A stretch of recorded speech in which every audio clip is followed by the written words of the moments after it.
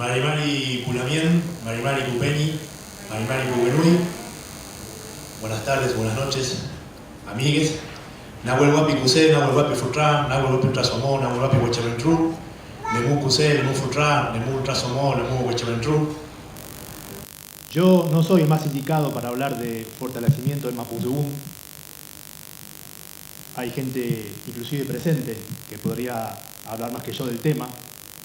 En la ciudad donde vivo, en Bariloche, la Furilov Mapu, hace 6-7 años funciona un curso de idioma mapuche, Nutrunculei Mapuzungún, que tiene como profesor a Pablo Cañumil, un peñi que no nació hablando Mapuzungún, no lo tuvo como lengua materna y sin embargo tomó la decisión política en su vida de abrazar el idioma de sus mayores y hace unos cuantos años lo está enseñando en talleres, en cursos. También hace unos cuantos años funciona el grupo Pu Picheque Checho Ike con Claudio Raile y Janina Cancaqueo. Ellos, como ellos mismos dicen, enseñan Mapuzungún en el último barrio de Bariloche, donde termina la pampa de Buenuleo, allá en el Pilar 2, chicos de sectores populares, chicas de sectores populares, en general pertenecientes a familias mapuches, integrantes de comunidades mapuches, en los barrios Frutillar y el Pilar 2. En el año que pasó, en 2018, un hecho que podría considerarse histórico, comenzó a implementarse la asignatura de Mapuzungún en la Escuela Superior Rionegrina, en la escuela secundaria, ya no como un tallercito que se da en el pasillo o cuando la cocina queda libre, sino como materia para los chicos y chicas. Tienen como profesor a Sandro Rivas Pichicura, otro peñi que hace ratazo, que viene luchando por la revitalización del Mapuzungún. Esa cátedra, esa asignatura, mejor dicho, es el resultado de un proceso de varios años que arrancó con la reforma de la Ley Orgánica de Educación en Río Negro, un periodo de discusión, de lucha, hasta de movilización, que hasta ahora va conduciendo a este logro, que es la existencia de una materia de Mapuzungún en un secundario rionegrino, y este año, el que estamos transcurriendo, sucede otro tanto en la capital provincial, en Viedma. Y en el trabajo de ese nuevo currículum, de esa nueva asignatura, participó Vanessa Gallardo Yancaqueo, que está aquí presente, dando la discusión a gente que no tenía ninguna intención de que el Mapuzungún volviera o estuviera por primera vez en el sistema formal de educación en territorio de la jurisdicción actual rionegrina, antiguo territorio mapuche con una cuna. Y ellas y ellos dieron el debate ideológico e idearon o incorporaron la figura en el sistema educativo rionegrino de lengua preexistente, una absoluta innovación hasta donde nosotros sabemos. Y también sobre fines del año pasado comenzó una asignatura, Elementos de Mapuzungún, en la Universidad de Río Negro, a partir de un equipo de enseñantes que se conformó para, ya en ámbitos universitarios, aportar a esta revitalización del Mapuzungún.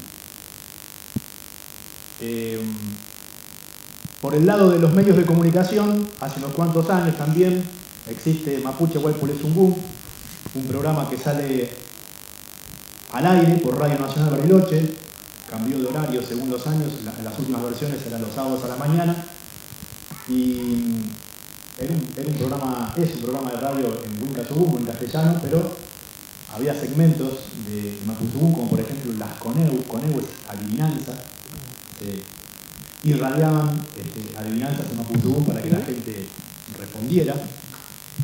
Y lo que sigue no tiene que ver con el amor que le profeso a mi compañera, pero no es menor que en un lapso de 4 años, Anaí Rayén Mariluán haya editado 3 discos con música original en Mapuzungún. Existe música en Mapuzungún tradicional, existen otros artistas mapuches, pero hasta donde yo sé no conozco otros casos de música de proyección de mapuche con elementos de música tradicional pero proyectada, de autoría propia en Mapuzugún. Y con los fenómenos que pasan estos días, ¿no? Con la cuestión de los discos, el disco ya no es el objeto, sino que en Spotify suena Mapuzugún, por ejemplo. Que no sea el más indicado para hablar de la revitalización de Mapuzugún, no quiere decir que tampoco sea el menos indicado. Me olvidé de poner el cronómetro, así que avísame si me extiendo demasiado. En mi caso, yo soy autor de 3 libros. Espero que antes de que finalice este año salga de imprenta el 4. Son libros básicamente de historia mapuche.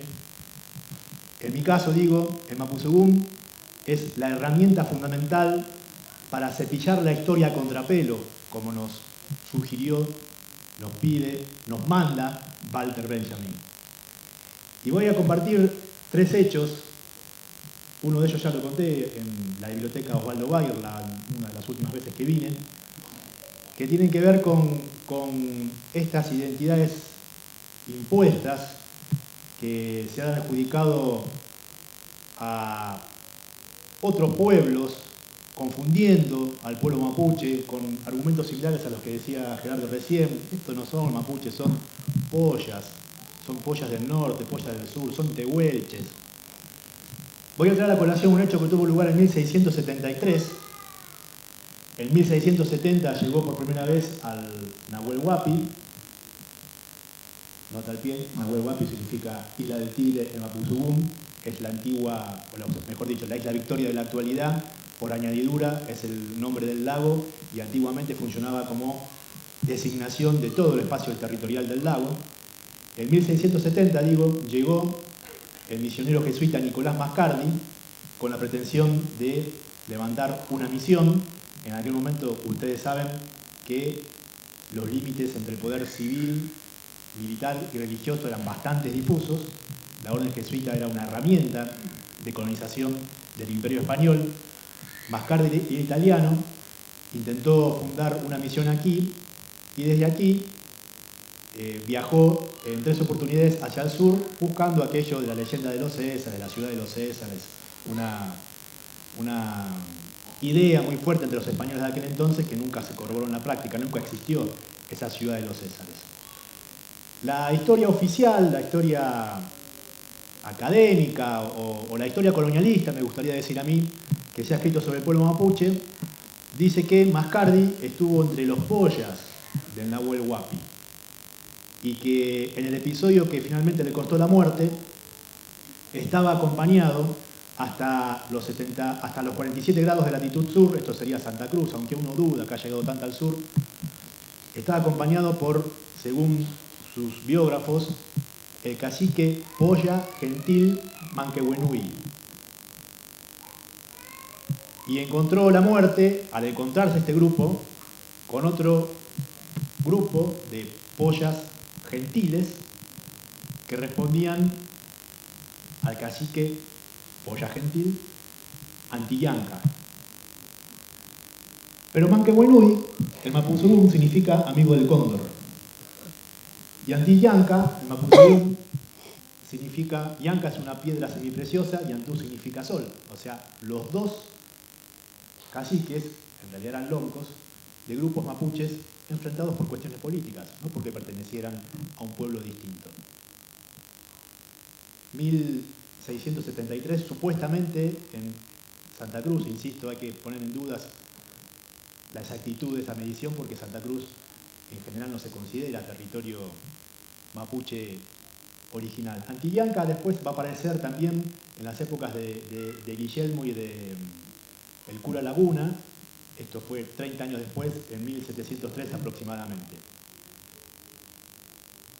Otro episodio que quiero compartir para que se note por qué es importante comprender Mapuzugún, para entender no solamente la manera mapuche de ver el mundo, sino también la historia de este pueblo, tiene que ver con un suceso que tuvo lugar casi un siglo más tarde, en 1743, 1750. En ese momento estaba misionando en la actual provincia de Buenos Aires el inglés Tomás Faulkner, Faulkner, otro jesuita. La misión estaba donde hoy es el Partido de la Costa, San Clemente del Tuyú, ese tipo de balnearios bonaerenses. Ahí funcionaba uno de los emplazamientos jesuitas.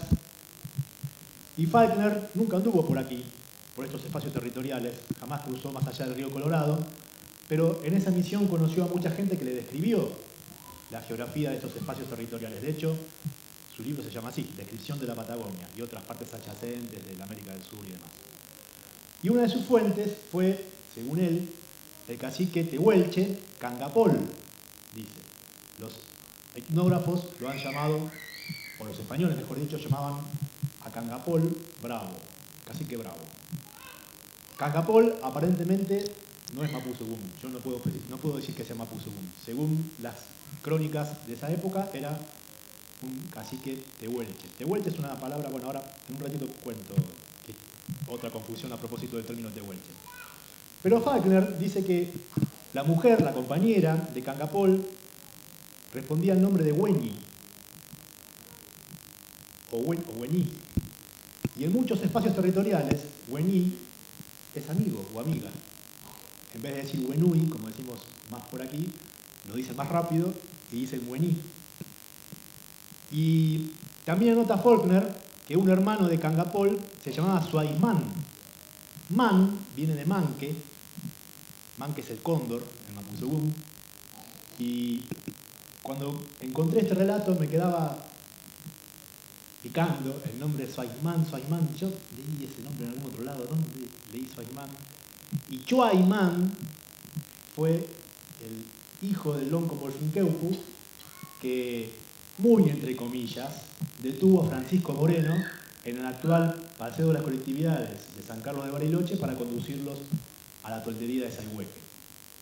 Chuaimán, si esto no es poesía, ¿qué es?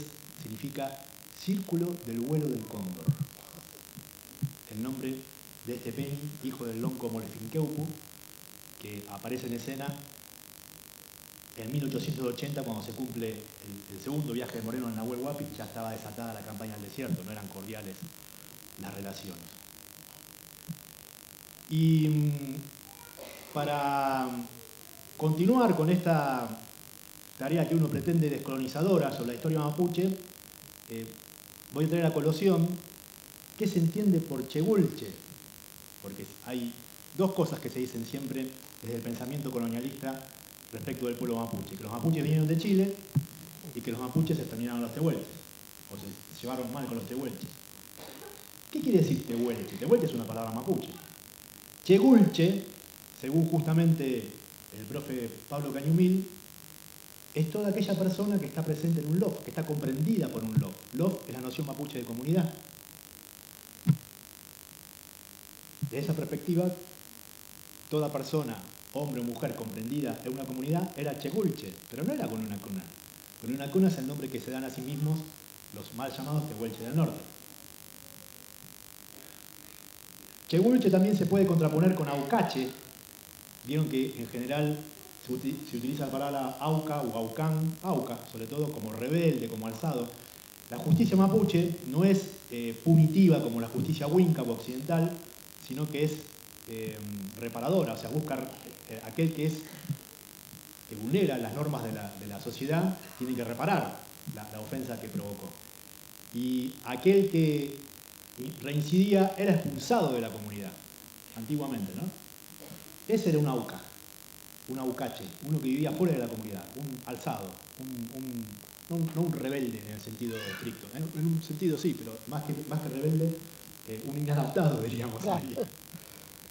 Ese es el Tehuelche. Y el Tehuelche, y ahí viene la confusión en la que incurrieron los españoles, es aquella persona elegante, de buen porte. Pero Tehuel significa eso, elegante, un caballo puede ser Tehuel. Tehuel Cahuel, un caballo brioso, un caballo de buen porte. De estos ejemplos hay de malas traducciones o de cortas interpretaciones, hay centenares en las crónicas de jesuitas, de soldados, de conquistadores, de exploradores, militares y demás. Por eso el Mapuzugún, en mi caso, es una herramienta argumentativa y de descolonización. Quería finalizar mi intervención. Algunos habrán dado cuenta que cuando saludé, no solamente saludé a la gente. ¿Por qué? Porque en Mapuzugún, lo que se entiende por comunidad de hablantes, no implica solamente una dimensión comunicativa y de construcción de mundo meramente humana, sino que permite la emergencia de una relación lingüística, ecológica. En este sentido, la epistemología del Mapuzugún no consiste en una realización exclusivamente antropocéntrica, sino que el antropocentrismo es únicamente una posibilidad comunicativa más. Así, las montañas, la vegetación y los perimontum aparecen como hablantes extremadamente relevantes a la hora de construir el mundo lingüístico del Mapuzugún. De esta manera, la lengua pierde su carácter exclusivamente humano para ser entendida como una construcción cultural ecológica con la participación activa del entorno no humano.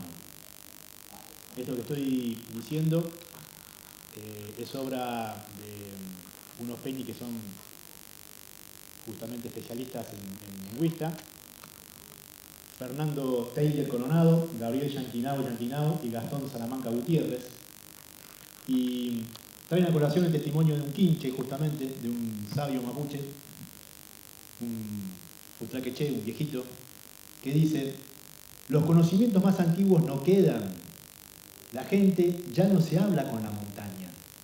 Entonces, el huincul, el cerro, ya no le hablan los peñi.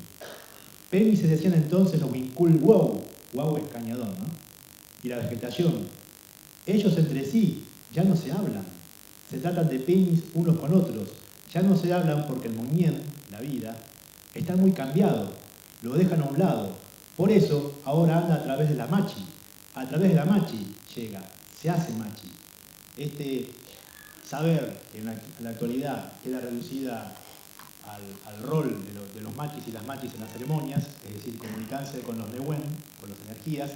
Antiguamente estaba en poder de todos los integrantes, todos los humanos, todos los integrantes del pueblo mapuche. Entonces, en esta comunidad de hablantes del pueblo mapuche, no solamente hablan nosotros, los humanos, las humanas, les humanes, sino también que hablan el lago, hablan el cerro, hablan el bosque. Yo cuando saludé a Nahuel Huapi, saludé al bosque, en el Pentucum. Y esto que decía Gerardo al principio, que seguramente han escuchado el testimonio de algún viejito, algunos ya no están, de que recibían castigos físicos por hablar Mapuzugún en la década del 30, la década del 40. Cuando uno escucha el mismo relato en la provincia de Chubut, hace 500 kilómetros, se escucha el mismo relato en algún lugar de Río Negro y en Neuquén, y ya no era un maestro más malo que el resto, era una política de Estado, terminar con el Mapuzugún. De manera que la revitalización del Mapuzugún desde ya es tarea impostergable y estratégica de las propias organizaciones del pueblo mapuche, como decía al principio. Los que mencioné al principio no forman parte de la misma organización, inclusive están enlistados varios de ellos entre sí. Pero si hay un proyecto estratégico del pueblo mapuche, es la recuperación y revitalización de su idioma. Como el Estado se ocupó durante, y todavía hoy diría yo, de destruir culturas a través de destruir idiomas, le compete al Estado reparar esa aniquilación de culturas que intentó y que, dicho sea de paso, no logró. Muchas gracias.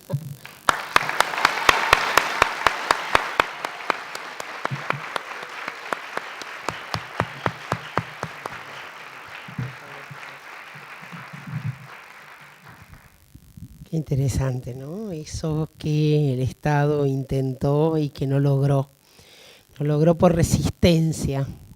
Me gustaría quedarme en esa palabra un rato.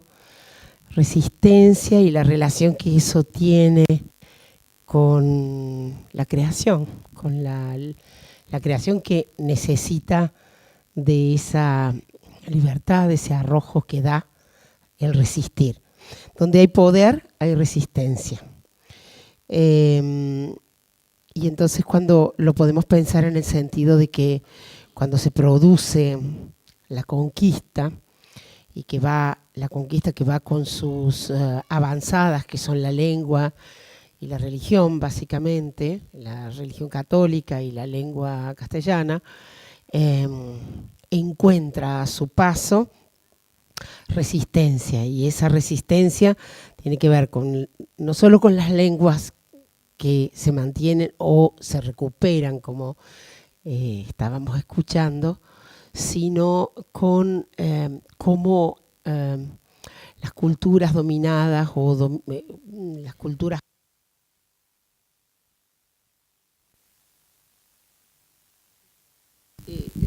Hola, ahí va. ¿Sí?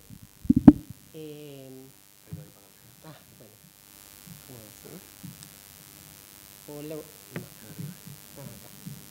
Hola. Hola, sí. Permean de manera que lo que invade, lo que penetra, es penetrado también, ¿no? Entonces, ¿y qué es lo que resiste?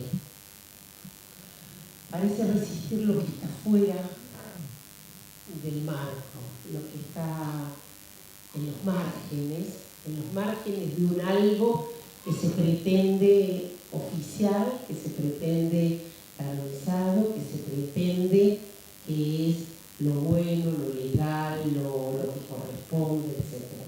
Lo que está en la periferia de eso es lo que resiste para encontrar un lugar en ese centro.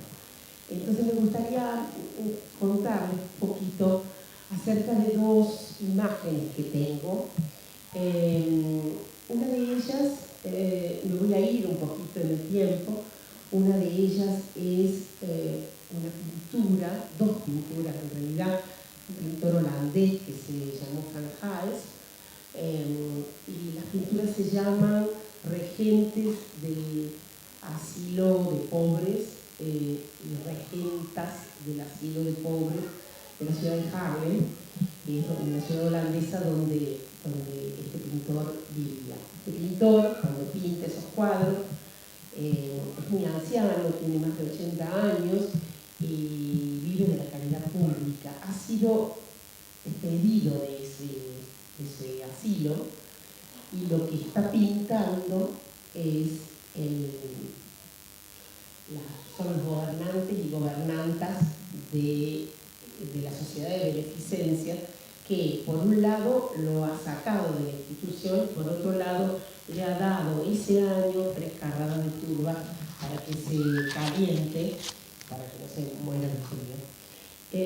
Entonces imaginamos que esa pintura que él hace, digamos que en esa pintura que donde aparecen muy fuertemente los rasgos muy singularizados, los rasgos de los gobernantes y las gobernantas, en lo que se considera una de las primeras pinturas en las cuales se muestran los rasgos del capitalismo, los rostros del capitalismo, la pintura burguesa, porque ya el pintor no es alguien amparado por el rey o el príncipe, sino alguien que pinta por una suma de dinero para un cuadro determinado encargado por un burgués, ¿no? Y suponemos que él tiene que tratar de, elaborar la bronca que suponemos que ha de tener con esa gente que lo ha expulsado de la institución, para poder hacer un cuadro que, siendo verdad, no los ofenda y supongamos España. En esa resistencia está la posibilidad, digamos, la belleza, si se quiere, de la pintura, en el sentido de belleza como verdad y verdad como belleza. La otra imagen es una imagen de una manifestación en la que está Agustín Tosco, el dirigente obrero de Córdoba, uno de los grandes dirigentes obreros que ha tenido nuestra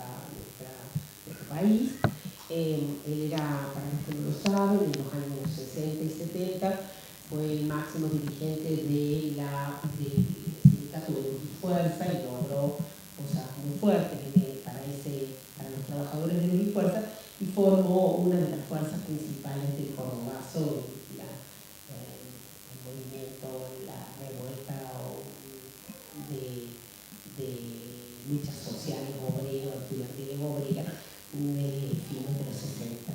Las fotos del año 71, él se está reclamando porque hace un año que está interveniendo el sindicato. En la foto está él con 2, 3 varones a los costados y detrás la multitud de trabajadores. La foto en realidad es incompleta y ahora, sacada de archivo, se le puede ver a él con 3 hombres a los costados, 2 y 1, y el resto son mujeres. Las mujeres de Cordobazo. Hay un libro que las está rescatando. Eso que estuvo fuera del margen, eso que resistió fuera del margen y que empieza a ser visto como la lengua, como las lenguas y las culturas aniquiladas, aplastadas. Eso que resiste, que aparece por fuera, me trae no una frase, sino les contaría, porque no lo podría decir de memoria, con la que cierra un libro Coetzee, el escritor sudafricano, un libro que se llama La Edad de Hierro, en el cual una mujer, y la protagonista es una mujer blanca, rica, vieja, le escribe a su hija, que está en Estados Unidos, y le habla de una foto. Le dice que hay una foto en la cual hay un jardín muy lindo con melones, menciona las plantas y demás, y las frutas que comían de ese jardín, la belleza de esas flores. Y dice, ¿quién regaba ese jardín? ¿Quién ponía las plantas? Era mi abuelo el que se levantaba a las 2 de la mañana para hacer pasar el agua. Y si no era él, ¿quiénes eran los que con sus palas, con sus asadas, estaban parados en los bordes de las fotos? Dice después, esa foto ha de haber estado mal revelada, porque con los años vuelven a aparecer fotos, miles de fotos como esas, en los cajones, en las estantes, en los roperos, en los placares, fotos donde empezamos a ver lo que estaba fuera de la foto. Entonces, ese lugar de resistencia, esa resistencia de lo que ha quedado afuera y lucha por ser visto, y lucha por entrar, una lucha enorme que a veces lleva muchas generaciones, es también una resistencia del lenguaje. Y también la siente un escritor si escribe como dice Jockey, haciendo que la verdad sea belleza y la belleza sea sobre todo verdad. Entonces, ¿cuál es el lenguaje de la lengua en la escritura, sobre todo en la escritura de ficción, en la novela, en el cuento, en el poema? Es una lengua que resiste, que se resiste. ¿A qué resiste? Se resiste a ser domesticada, se resiste a decir de un modo vaciado, se resiste a decir como se debe decir, digamos, entre comillas, como se debe, ¿no? Se resiste al bien decir y busca un modo de decir que se desacate, que sea desobediente, que desvíe de la autoridad de una ley central, ¿no? Y por eso quizás el poeta Néstor Perlongler dice: la escritura es desvío de la norma, desvío del deber ser, desvío del acatamiento, un desvío hacia dónde, hacia qué, hacia la propia cosa de quien escribe, la propia cosa de quien escribe, que es un camino que va hacia nosotros mismos, un camino que parece muy corto y que es el más largo de todo. Y ese lugar de nosotros mismos donde están los otros, porque en eso más profundo de nosotros es donde refracta y hace eco lo social, lo que es de todos. Por eso cuando una estructura está lograda, es propia y es de todos. Bueno.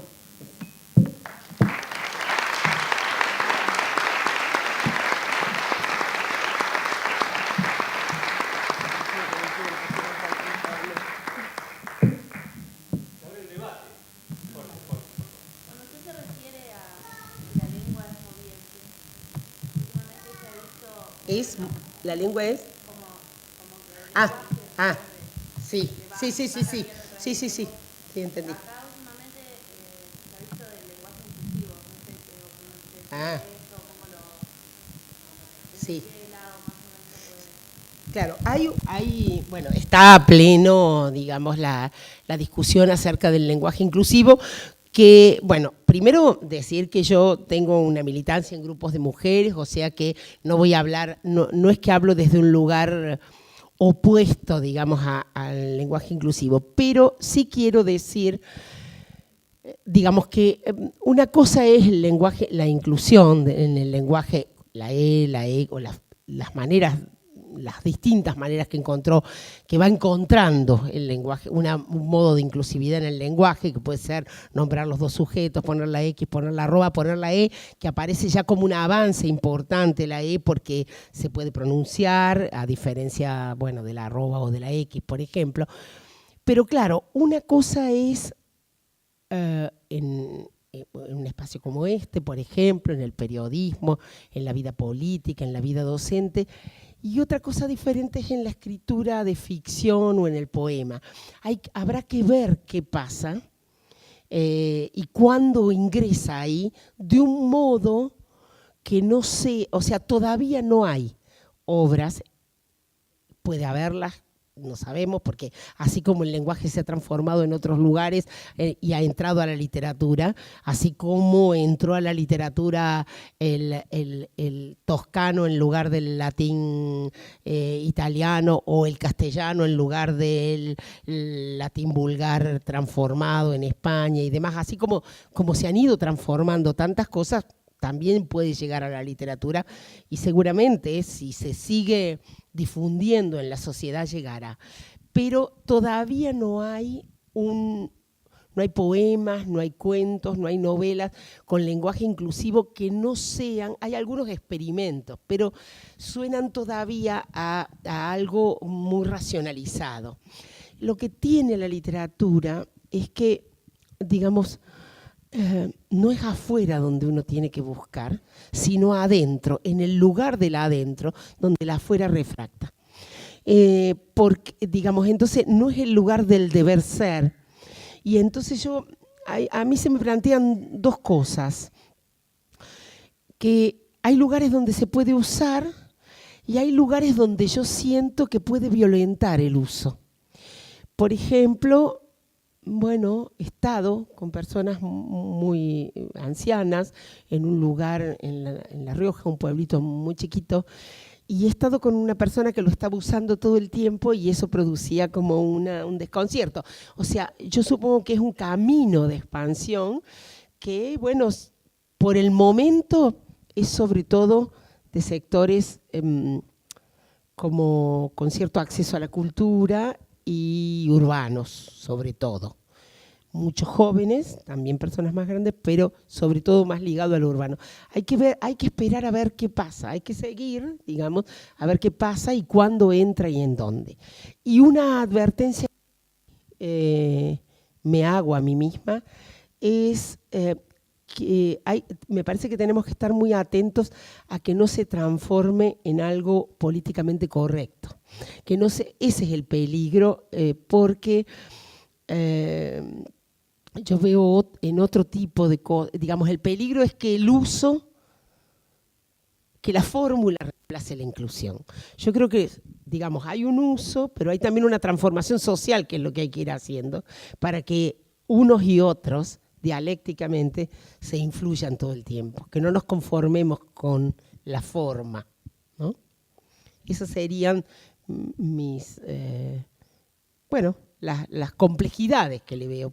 Por otra parte, todo lo bueno tiene complejidades.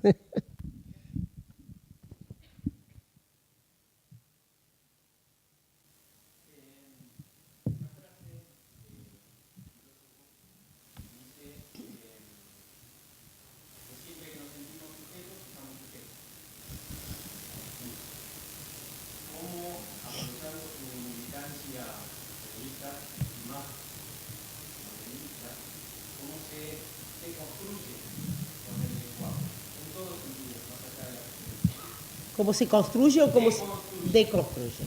¿Cómo se hace para entrar la gente de las fotos del corte? ¿Cómo rompemos, cómo esa deconstrucción rompe los límites, nos hace que dejemos de ser sujetos o estemos sujetos a ser sujetos? Sí, en el caso de la escritura, si ahí va la pregunta, que ese sería el territorio, digamos, para mí, a mí me parece que el camino no es, el camino de la escritura no es un camino desde las ideas a la escritura. Hay una frase de Macedonio Fernández, una anécdota, que alguien le dice, tengo una idea muy buena para una novela, y él le dice, qué lástima, porque las novelas no se hacen con ideas. Dice. Porque el lugar, o por lo menos el modo de escribir para mí, es mirar una escena, mirarla tanto, hasta que esa escena se vaya abriendo a una historia, ¿no? O escuchar una voz y a partir de ahí. Entonces, el proceso de escribir es un no saber hacia dónde se va.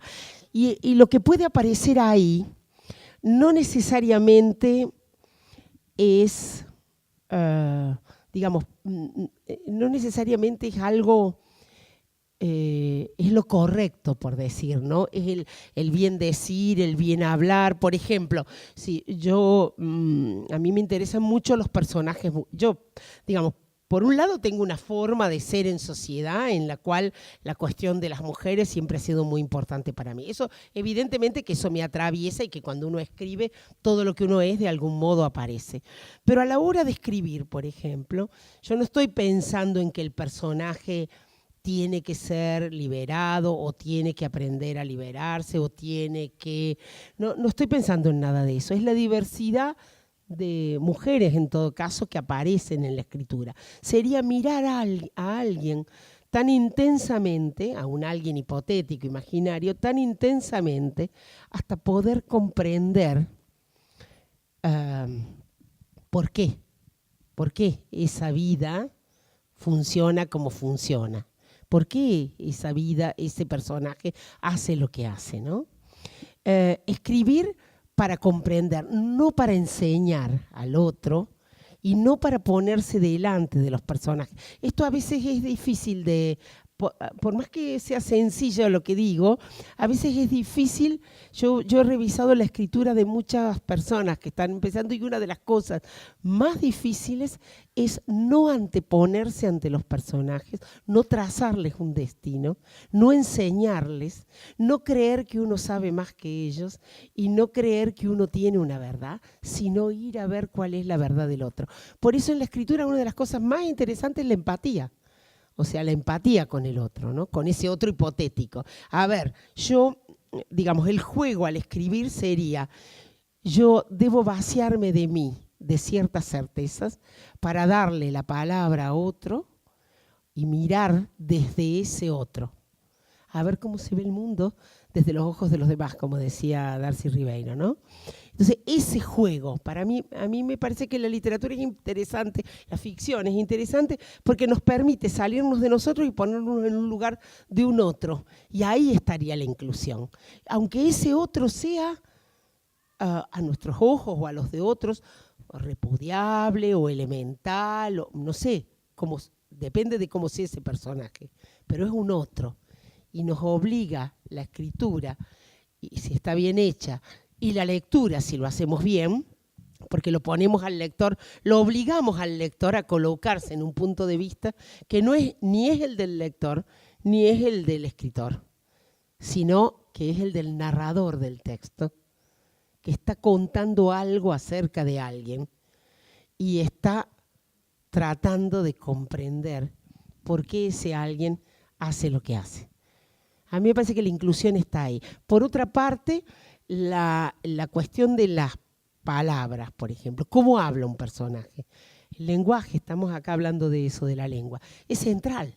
O sea, yo no le doy la palabra a un personaje si no sé cómo habla de verdad. Si no sé cómo, no le voy a dar, por ejemplo, yo no sé si, no pondría a una mapuche a hablar con su propia voz. Seguramente podría narrar a lo mejor acerca de alguien, pero darle la palabra para que ella hable, no basta con que yo sepa 2 o 3 palabras suyas, de su lengua. No basta con eso. Yo tendría que estar muy adentro de ella para poder usarla. Entonces, ese respeto a ese modo de inclusión. Si entra un personaje con su propia voz hablando, es porque yo a esa voz la tengo en mi oído, la conozco. Estoy hablando de una experiencia que conozca. Porque, como dice Wallace Stevens, todo escritor se mueve en un arco de sensibilidad que está dado por la experiencia, un arco de sensibilidad fuera del cual nada existe. Entonces, no sé, yo no podría poner a un japonés a hacer hablar a un japonés, sería una caricatura de japonés, ¿no? Alguien, o sea, yo puedo escribir en un espectro de cierto conocimiento, social me refiero, de empatía con el otro, y darle la palabra solo a aquel que tiene una palabra que anidó en mi corazón, por decirlo con una metáfora, ¿no?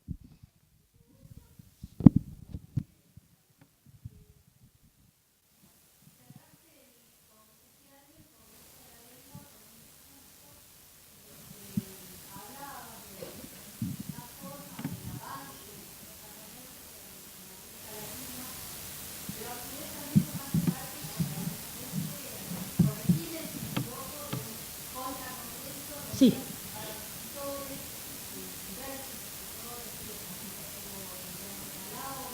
Sí. Liliana estuvo en los 2 también.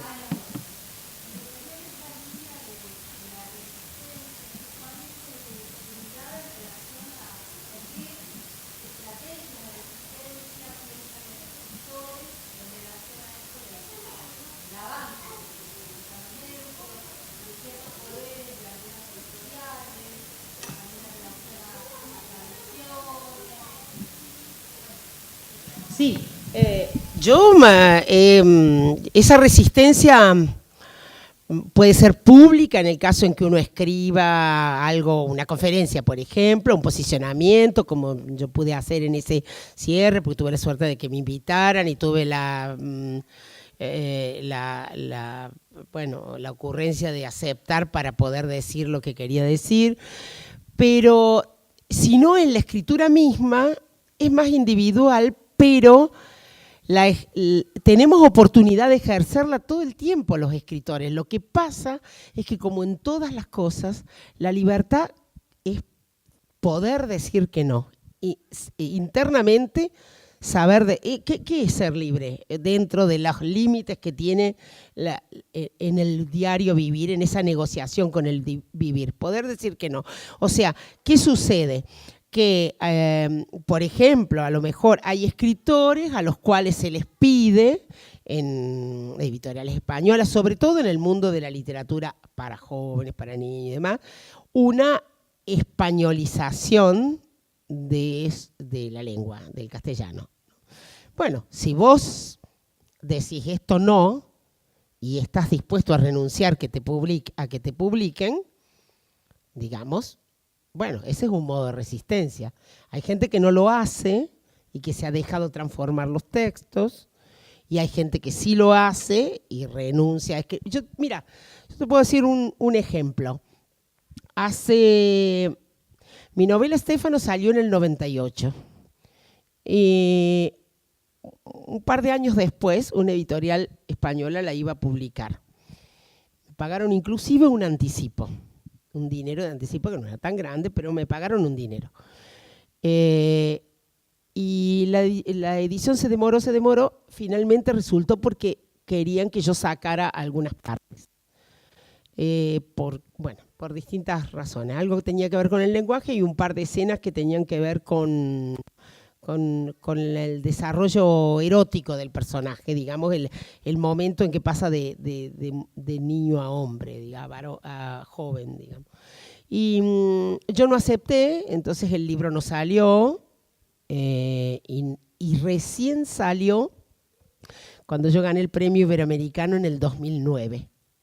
O sea, tuvieron que pasar como 10 años más o menos para que la misma editorial la sacara.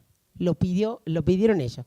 O sea, podría no haber salido nunca, podría no haber sacado el premio, bueno, pero yo no quería un libro mutilado, no lo quería. Bueno, eso pesó más para mí. Esas son para mí modos de resistencia, ¿no es cierto? Pequeños. No sé, ya el director, él me dice que el editor se está lamentando. El director editorial, claro, no era más el mismo. Ya uno se había ido, el otro lo habían ido, qué sé yo, bueno, todo eso. Eso pasa mucho, sobre todo pasa en España, porque si uno edita un libro, un argentino edita un libro en Colombia, no pasa eso. No pasa eso, es la metrópoli que tiene esta, bueno, y es algo que funciona. Miren, yo cuestionaba lo del el español, el castellano español y el latinoamericano neutro. La gente de la academia dice que no es así, que ellos no hacen nada. No es solo que ellos hagan o no hagan, es cómo funciona el sistema que ya como funciona solo, entre comillas. Yo leo el discurso, digo eso y inmediatamente, antes de que salga mi propia voz grabada, salió un software, no sé, a mí me saltó en internet una imagen fija mía con un texto dicho por una máquina, esos programas, no sé, y estaba lo que yo decía convertido a un castellano español, digamos, y no era que la Real Academia hace eso, no es eso, el sistema funciona de esa manera, los software están hechos de esa manera, bueno, entonces es eso, ¿no? Es esa preponderancia, bueno, eso.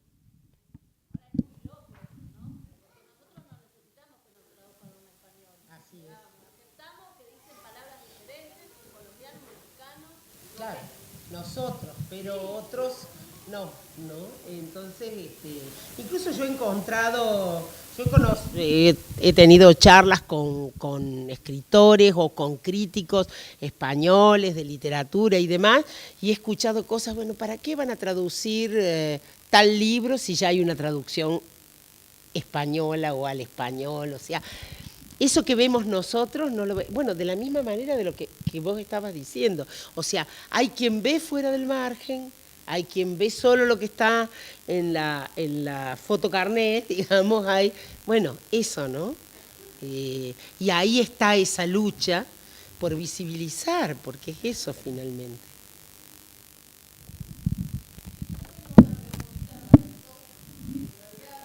Te toca a vos.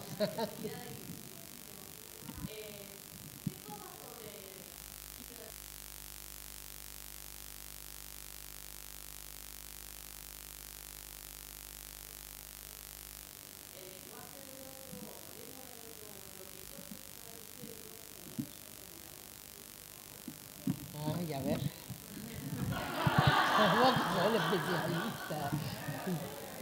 Mirá, el otro día, yo soy periodista, para quienes no me conocen, y el otro día hice una nota sobre el encuentro de poetas La Luna con Gatillo, que va a tener lugar dentro de poco en Bariloche, una experiencia que se reedita de los 90, ¿no? Y entrevistaba a uno de los organizadores. Hay 4 poetas invitados en esta ocasión, uno de ellos, Roxana Miranda Rupailaz, que es una lamiel de Osorno.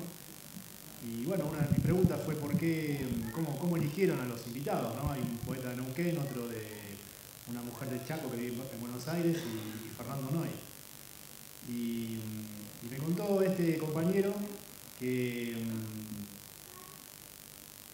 el criterio fue que hubiera alguien del pueblo mapuche, y después empezaron a discutir, a ver quién podía venir, y bueno, la convocaban a Roxana. Y es muy llamativo porque no hay nadie mapuche en la comisión organizadora. Claro. O sea, a mí me da la impresión de que hay prédicas que 25 años después, claro, o 20 años después, claro, empiezan a funcionar claro que sí. solas. Bueno, solas entre comillas, ¿no? Sí, no, sí. No es sola, pero está decantando la situación en este tipo de cuestiones. Y bueno, los ejemplos que yo daba al principio, la gente que va a aprender Mapuzungún no es solamente mapuche, al contrario, yo diría que la mayoría son vecinos y vecinas de Bariloche que no son mapuches. Y hay mucha gente, yo no lo dije, pero la única manera de acceder a las MAPU o a lo que los Wincas llaman cosmovisión es comprender Mapuzungún mínimamente. Y hay mucha gente que hace suya la manera mapuche de entender la naturaleza, la organización social, el rol de la persona, a partir de asomar al Mapuzungún, aunque no tenga pertenencia étnica al pueblo mapuche. Claro. De eso hay múltiples ejemplos. Y hay, bueno, ustedes entienden algo del tema, así que a Yelén no me hagas esa pregunta.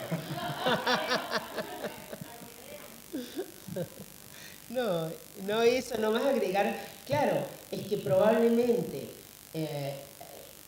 no, seguramente, si hay un encuentro de poesía, y no solamente en Patagonia, un encuentro de poesía también en las provincias del norte, bueno, de Buenos Aires, o Santa Fe, o Rosario, qué sé yo, que no haya poetas en otras lenguas de nuestro territorio, bueno, ya lo vuelve como arcaico, hasta sospechoso.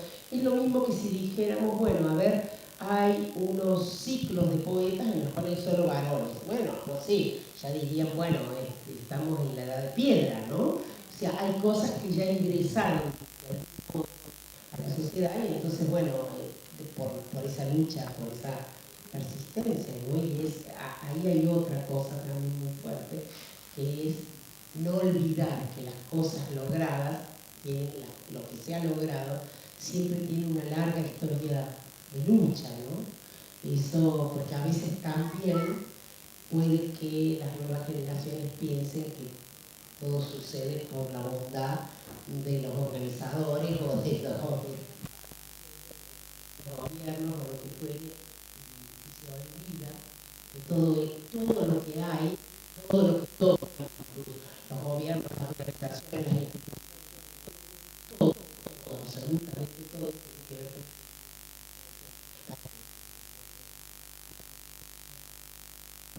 el mapuche es un pueblo.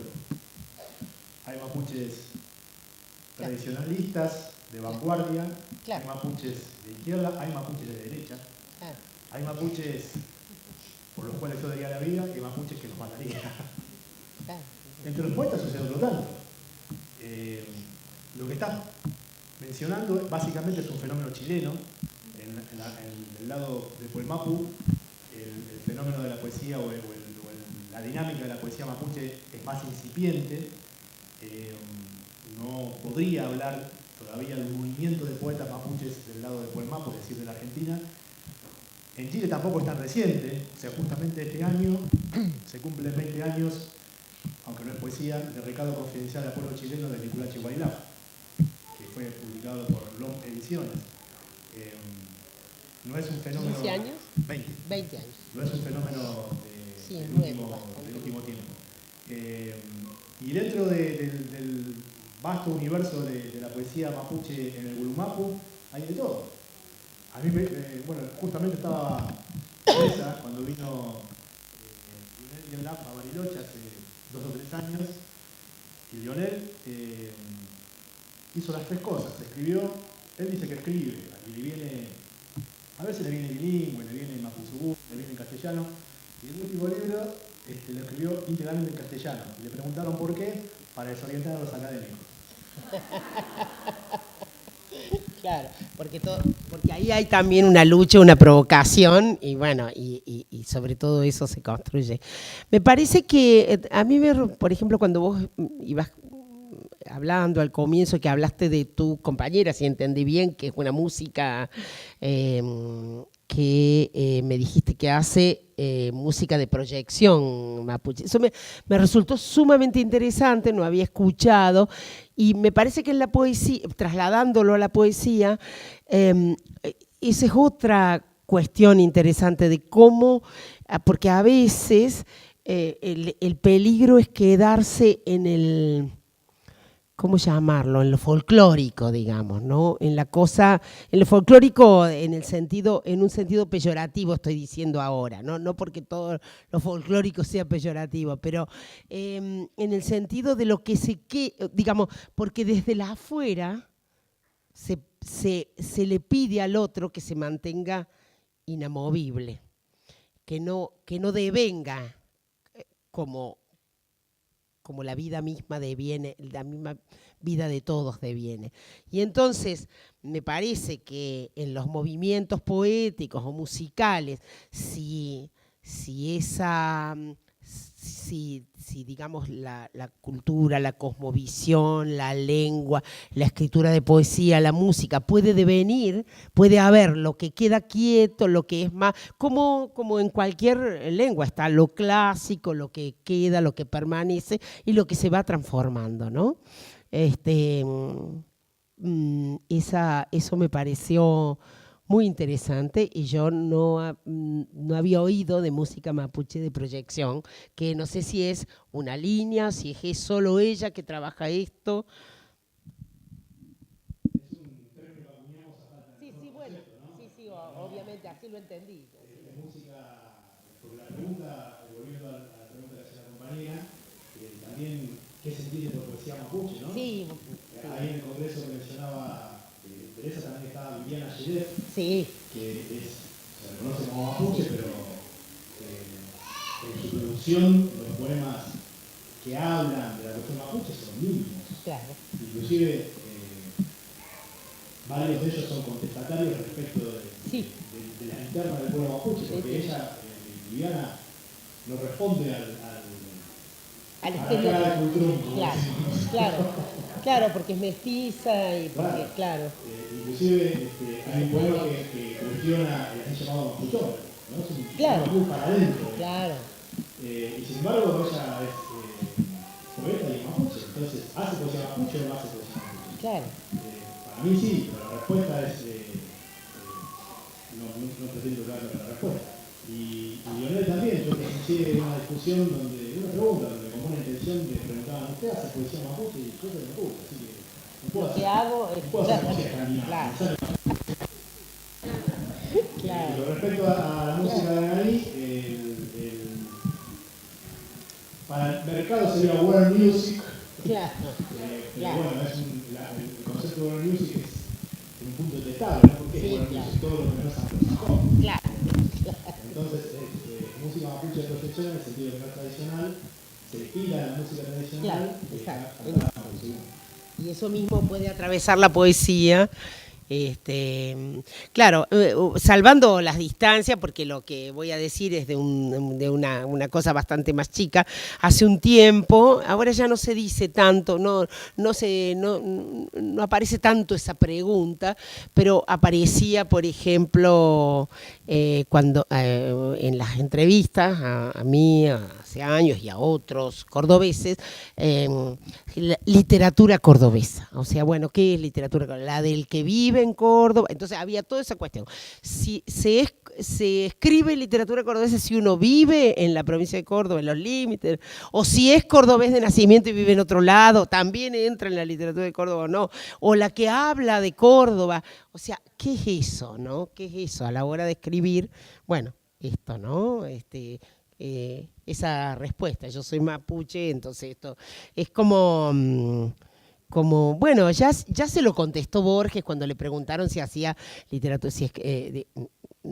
Yo primero quería escribir en argentino, hablando de su libro Cuadernos de San Martín, donde buscaba palabras criollas o de lunfardo o no sé qué, y después de ahí, cuando él hace esa se hace ese cuestionamiento, dice, yo quería escribir en argentino sin saber que fatalmente lo era. Bueno, si yo soy mapuche, escribo, bueno, lo mío será, aunque hable no sé, de un edificio, ¿no es cierto? Y cordobés, y etcétera, etcétera, ¿no? Esa cuestión de la identidad que... bueno, como se ha dicho muchas veces, la identidad se presenta fuertemente cuando es atacada, ¿no es cierto? Después, hacia adentro, puede tener todos los matices y todas las aperturas, ¿no? Si no es atacada, si no es negada.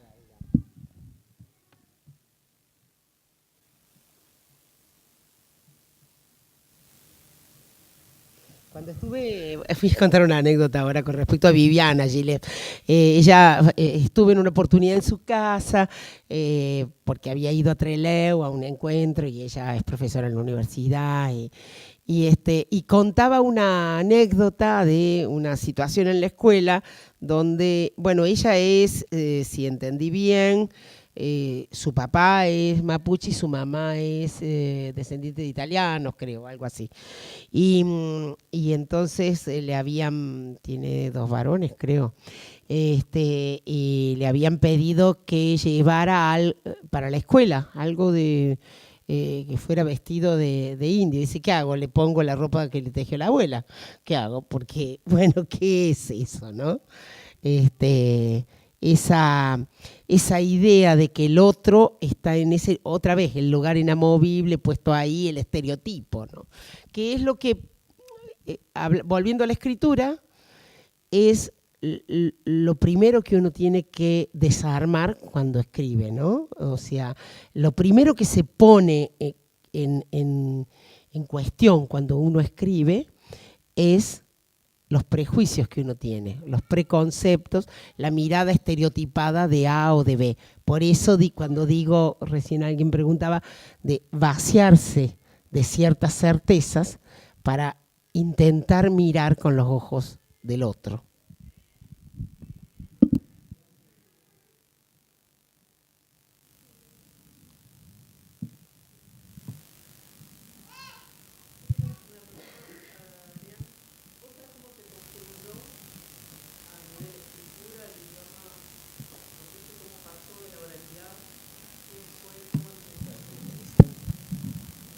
Bueno, en general se destaca la figura de quien ideó el primer grafemario, o sea, la primera manera de escribir el Mapuzugún, que fue, no me acuerdo el nombre, Ranileo, de apellido, pero no me acuerdo si era Antonio Ranileo, Anselmo Ranileo, que ideó lo que quedó como el grafemario Ranileo. Esto ya tiene 50 años aproximadamente.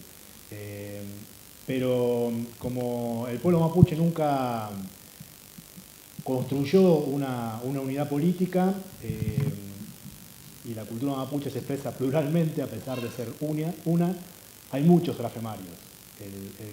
Bueno, la Confederación Mapuche justamente usa el ranileo, en Bariloche se usa más el grafemario que se llama unificado, y también hay otros grafemarios que se han elaborado con elaboración de lingüistas no mapuche, y hasta hay un grafemario, si mal no recuerdo, de la CONADI, o sea, oficial del Estado chileno para referirse a la cuestión de mapuche.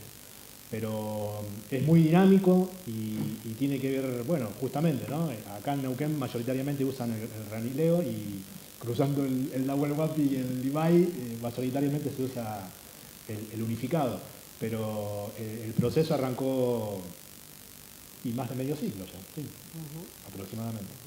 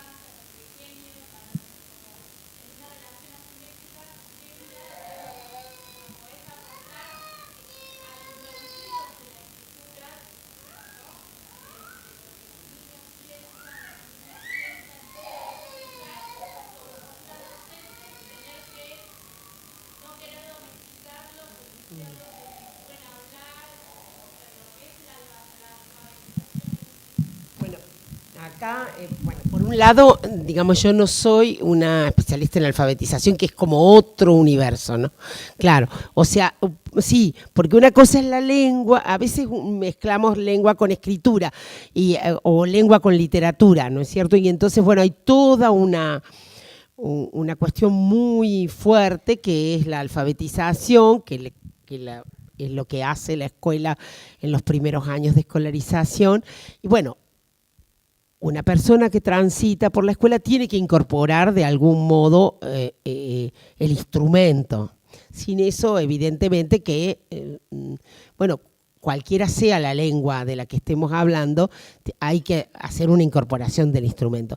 Eso es como una base a partir de la cual vos podés desviarte. Si no, no hay desvío posible, ¿no? Entonces, digamos, hay como sí, eso, ¿no? Como si fuera un pivote en el que se pueda apoyar un árbol, ¿no? El lugar de la lectura, que es un lugar más mío, digamos, de tránsito, de construcción de lectores, y el de la escritura misma, está más en ese lugar de desvío, está en ese lugar de escucha del otro y de diversidad, de acercamiento, de diversidad de materiales al otro, para que el otro pueda desplegarse. Entonces, yo trabajo mucho en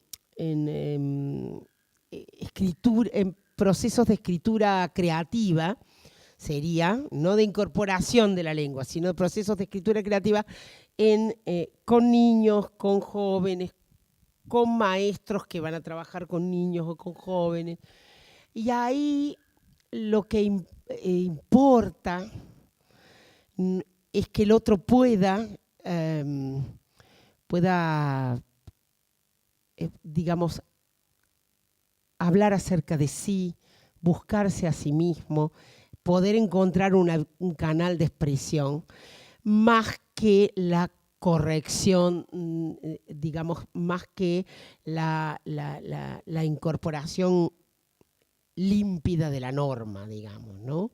Entonces, porque si uno obstaculiza, si hay un niño que está incorporando una lengua y uno dice, bueno, no, y les propone una escritura a partir de ciertas técnicas o lo que fuere, le propone la posibilidad de contar algo y está diciendo, no, mira, así no se dice, no, así no, esto tampoco está bien, esto que traes de tu casa no corresponde, esto que dice tu papá es incorrecto, etcétera, etcétera.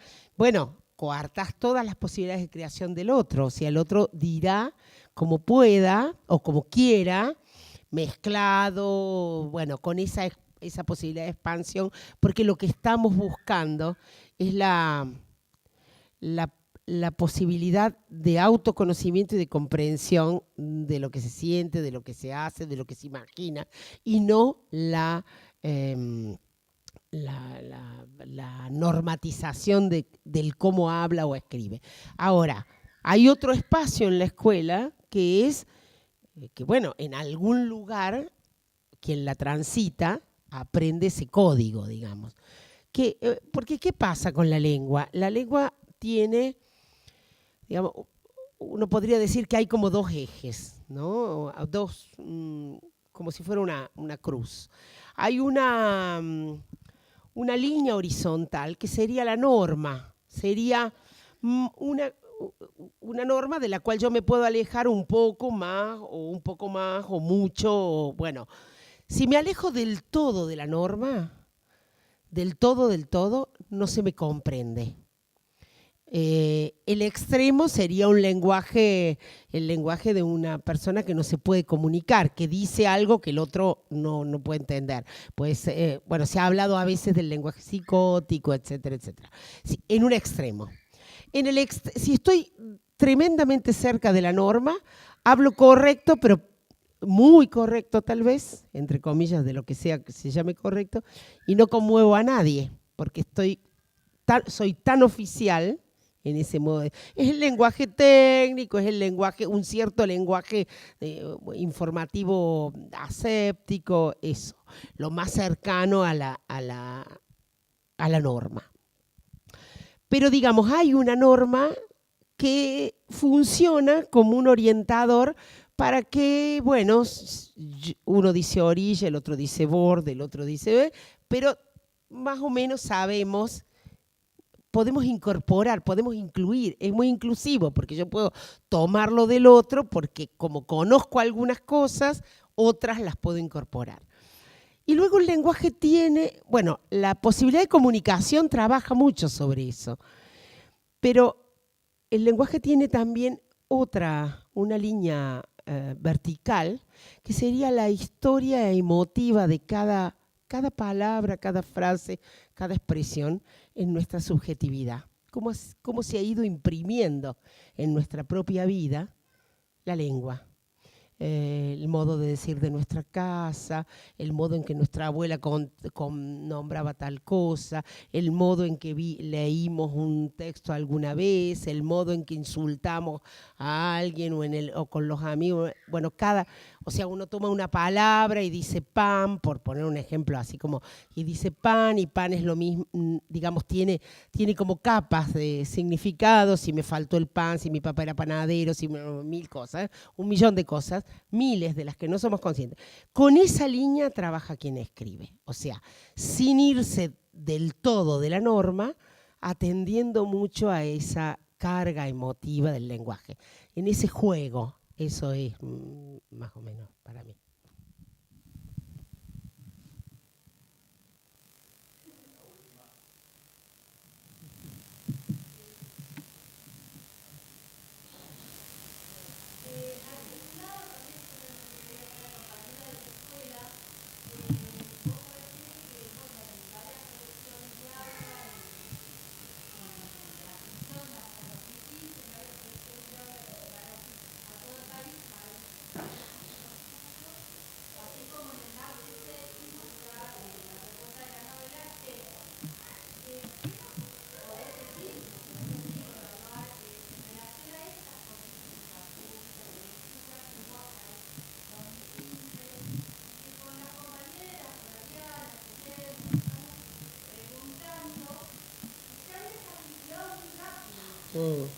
Como tantas cosas, sí.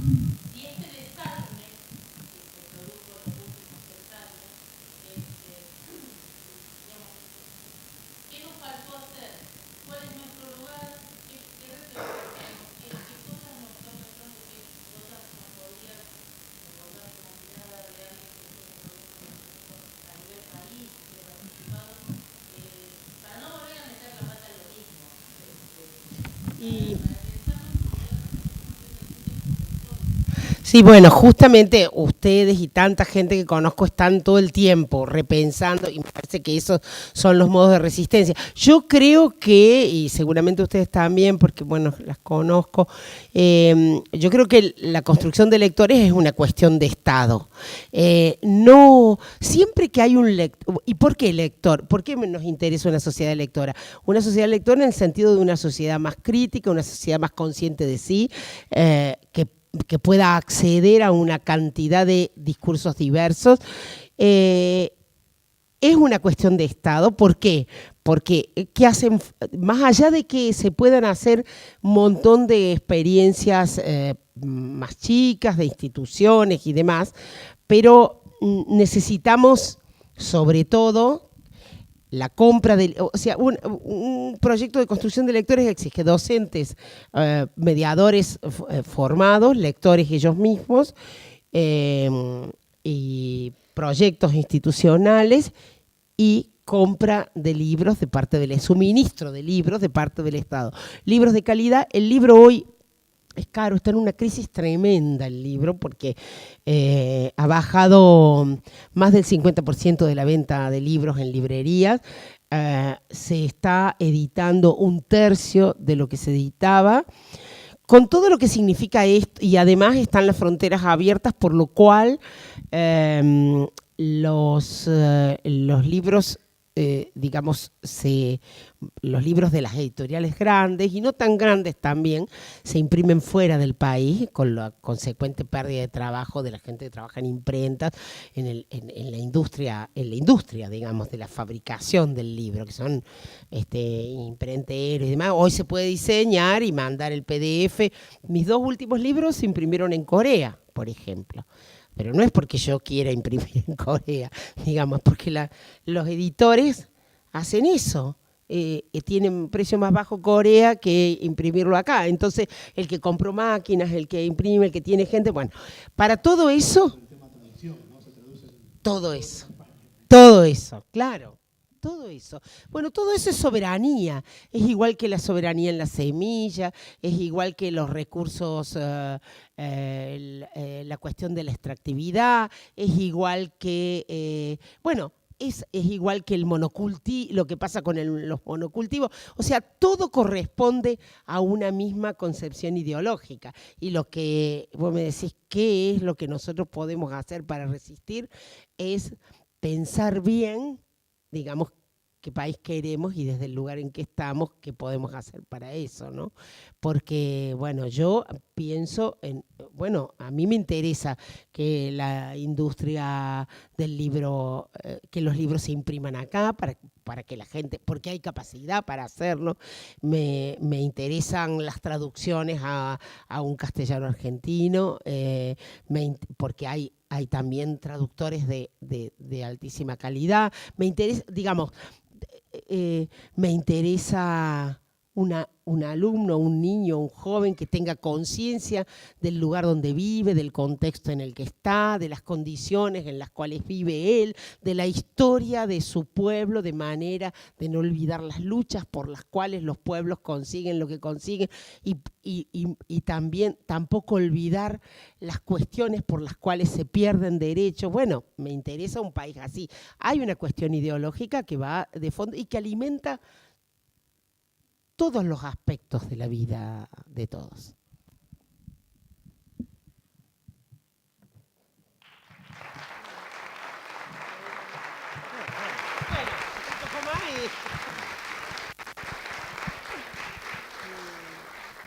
Bueno, quería agradecer la enorme generosidad acá de Adrián y de Tere. Bueno, mañana seguimos con otro en este mismo lugar, a las 7 de la tarde también, con el Rafa Urreta Vizcaya, que está allá. ¿Qué, se durmió? No. Y después está Florencia del Campo también. Así que mañana con la coordinación de la Nati Belenguer, vamos a ver cómo sale.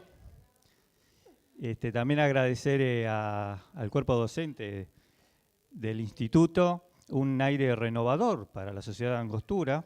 El desafío de ustedes. Que siga, que no se caiga el instituto. Yo quería agradecer, pero antes quisiera recordar que, si mal no recuerdo, mañana es el natalicio de Agustín Tosco, y que este año se cumplen los 50 años del Cordobazo, justamente.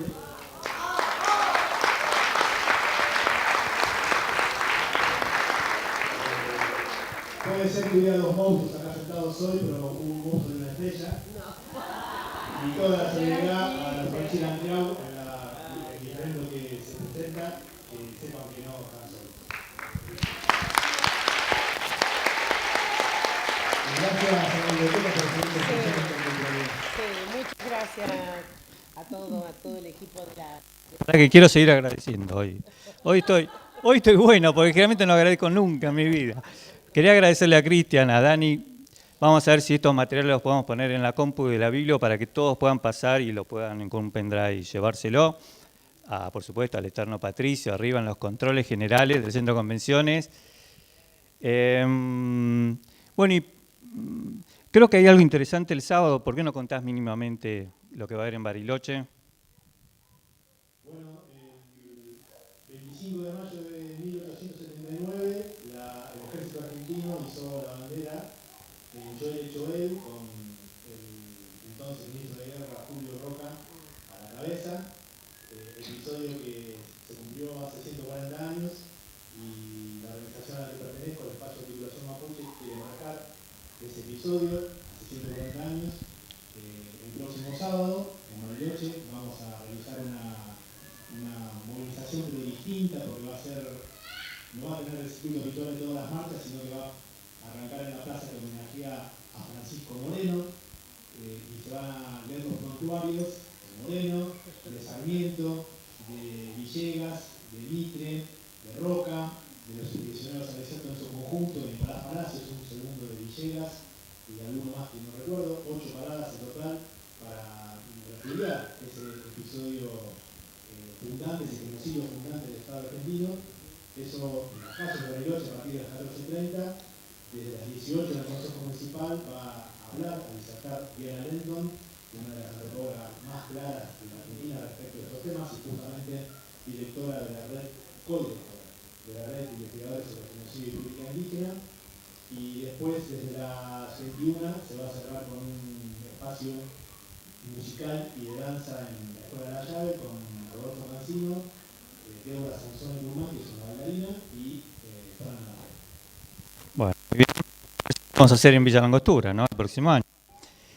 Después, no le voy a preguntar nada a Vanessa Yangaqueo, pero me va a prometer que en el próximo semestre algo va a venir a hacer, ¿no? ¿Y qué más? El viernes hay algo también muy interesante, un periodista muy importante en Argentina, Mayer, no me acuerdo cómo se llama la charla que se da, el libro. No sabemos, no nos acordamos, estamos con mala memoria. Bueno, un poco es el relato de Macri, no sé si lo escucharon hablar. Bueno, él analiza y lo desmenuza y lo destruye desde el punto de vista del lenguaje de Macri, ¿no? Cómo se expresa ante la sociedad argentina. Va a ser muy interesante. Eso va a ser en la Biblia. La semana que viene empieza el Cine de la Lluvia, el jueves 30, con una película tremenda que se llama Femicidio. Es la historia de la directora que le mataron a la mamá. ¿Y qué significó eso tanto en el Palacio de Justicia, en la policía, en la calle, en sus amigos, en su familia? Y bueno, y un montón de otras películas, algunas un poquito más alegres, ¿no? Quería invitar a Vanessa para cerrar y por ahí mañana alguien se anima y quiere leer algún poema para que lo pueda hacer. Bueno, listo, estamos. Mañana vamos a cobrar entrada, me parece.